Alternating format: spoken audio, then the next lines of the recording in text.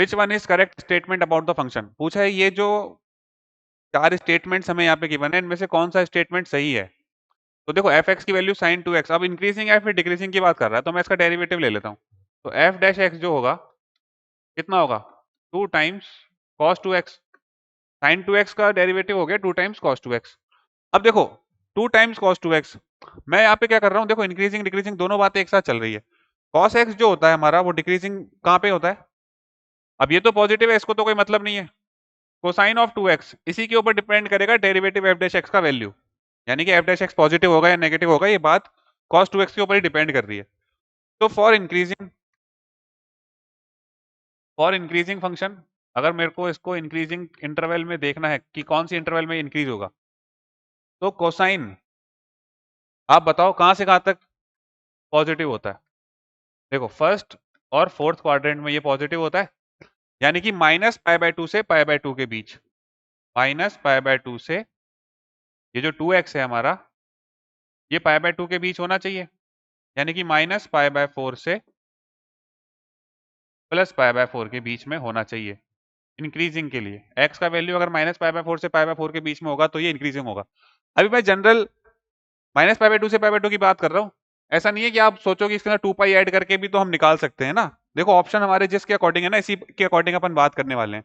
तो ऑप्शंस के according class में आपसे कोई बच्चा पूछता भी है कि क्या केवल इसी इंटरवल में होगा क्या सर, नहीं।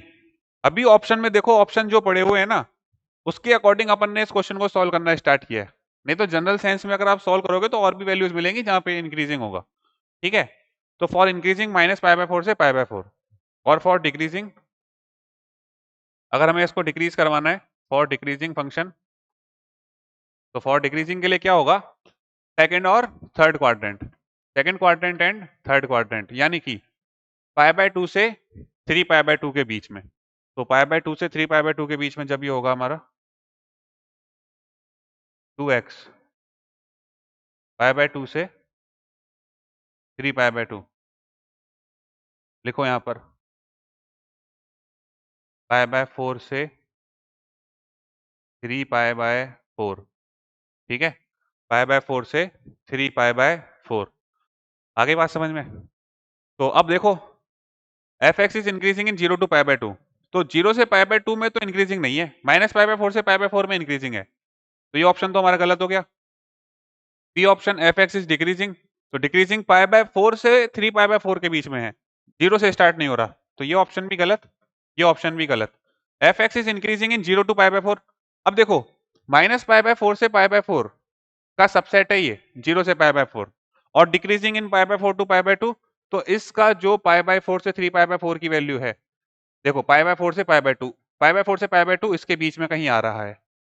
ठीक है, आ रही बात समझ में। तो हमने बात कर ली F X is increasing in 0 to π/4 and decreasing in π/4 to π/2।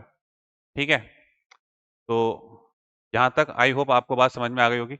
आप चाहो तो यहाँ पे इक्वलिटी भी लगा सकते हो, है ना, उससे कोई मतलब यहाँ पे स्ट्रिक्टली इंक्रीजिंग और डिक्रीजिंग वाली बात हो जाएगी फिर, बट हमें तो ओनली इंक्रीजिंग पूछा है ना, तो उसके अकॉर्डिंग अपन यहाँ पे आंसर कर रहे हैं। भाई उसका सबसेट ही निकल के आ रहा है, ठीक है, तो उसके सबसेट के अकॉर्डिंग हमने आंसर दे दिया।